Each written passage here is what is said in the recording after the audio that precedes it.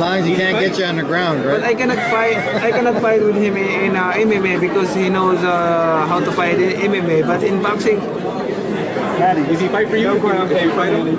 it's like how you can fight the shark in the ocean. But if you fight the shark in the dry land, then you're.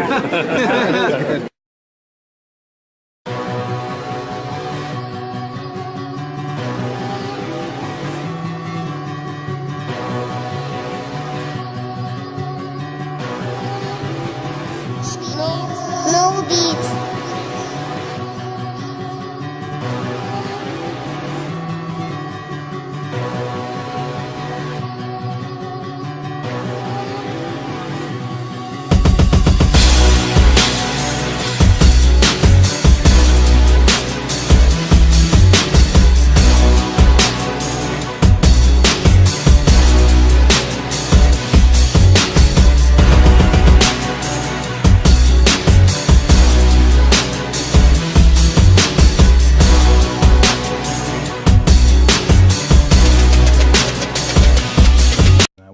Part of it.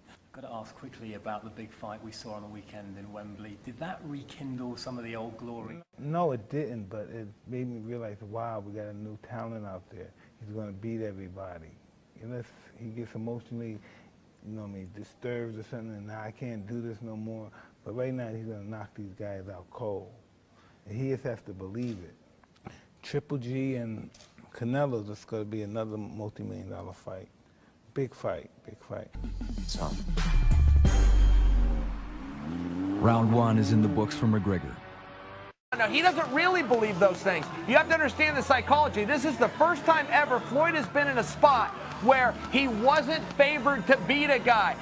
Everybody is expecting Floyd to go out and not only dominate this fight, but get him out of there in 1 or 2 rounds. Floyd is starting to feel that. It's an unusual spot for him where he's looking and going, hey guys, I appreciate that you all have faith in me, but you've got a little bit too much. How about we go out there and 2 men go out and have a contest? These are the intangibles, because what Teddy and I are watching right now is an amateur boxer getting ready to take on the best of all time. But the intangibles do matter. That is a pretty stark characterization. An amateur boxer getting ready to take on a guy that could be 50-0 by the time the month is out. Alberto Komodo has been on the scene all day. We've moved to Station 3. Couple action in the ring. Then we've hit the bag twice. He's there, boots on the ground. His eyes are closer than any of us. Brett, what are you seeing right now with your 2 eyes there? Yeah, from a technical standpoint, I think Chael and Teddy have really outlined a lot of what's going through my mind. I mean, obviously, one thing I told you, Zubin, is that I expected him to be in amazing shape, and I know that that's very, very crucial to him. I mean, that's been crucial really throughout his career, especially after he lost to Nate Diaz last year. He felt that he was very inefficient with his energy, is what he said. That fight was at 170 pounds when it was supposed to be at 155 pounds. So just looking at him physically, and this has not surprised me at all. I knew all along that Conor McGregor would do everything in his power to get as prepared as is humanly possible to face Floyd Mayweather. But everything that you're hearing from the 2 experts there about the technique, I would have to agree with. Teddy, I want to ask you this because you have been in the corner. You have trained some of the guys that basically ate pressure for lunch, and Chael has talked about what a performer this guy is under pressure. For those of us that are just fans, that haven't been in the corner, that haven't been in the ring, can you explain the intangible of the mental side of something like this and the pressure with the world watching? Not the physical, the mental. There's a mental part, and he's right on the button talking about the mental part. My UFC counterpart there. 75% of the game, all right? There it is. 75% of my business, my sport, is the mental part. And McGregor has been in that realm. You know, he has been in that environment. He's been under the big lights. And the most important part, what does that mean mentally being right? What does that mean having the mental edge that you have to be a championship fighter in whatever, whether it's boxing or UFC? What it means is that you have to understand, you have to be able to push the wolf away from the door.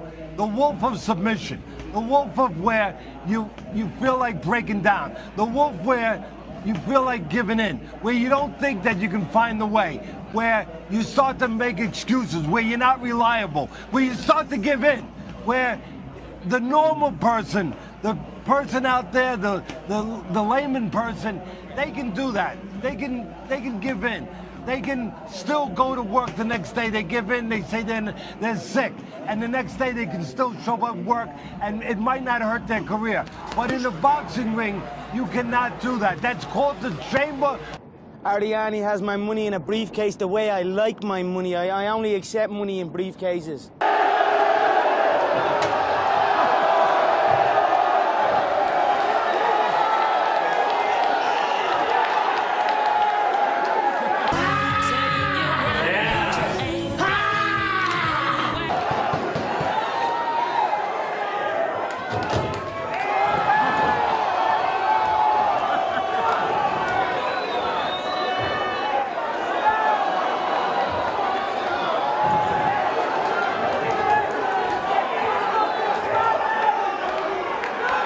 Don't mess with that guy, yeah? Take a good look at him, and don't ever fucking mess with him.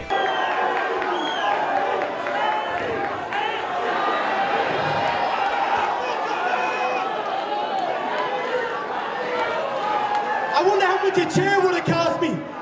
I said yesterday, the featherweights must beg now. They must beg for pardon, beg for forgiveness.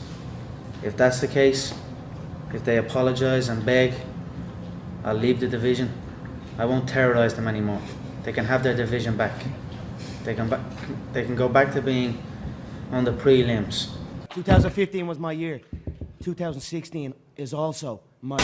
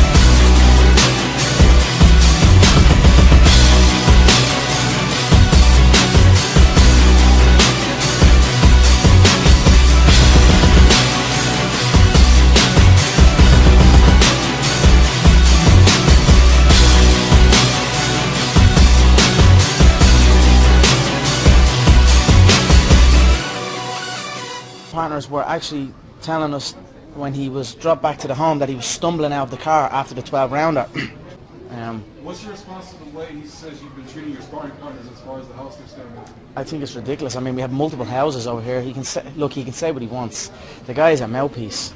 I don't know what else to say. He came in, he got his ass whooped, he got his ego badly dented, and that's it. I mean, we sent the footage of the knockdown, we sent the footage over, and I don't think they are refusing to show it, so he was flattened. What can I say? He got his ass whooped.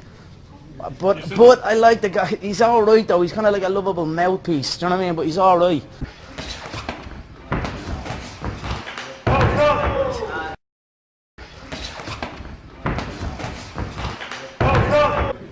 He was knocked down. He was flattened against the ropes. Multiple times the ropes kept him on his feet. we were worried about him. We thought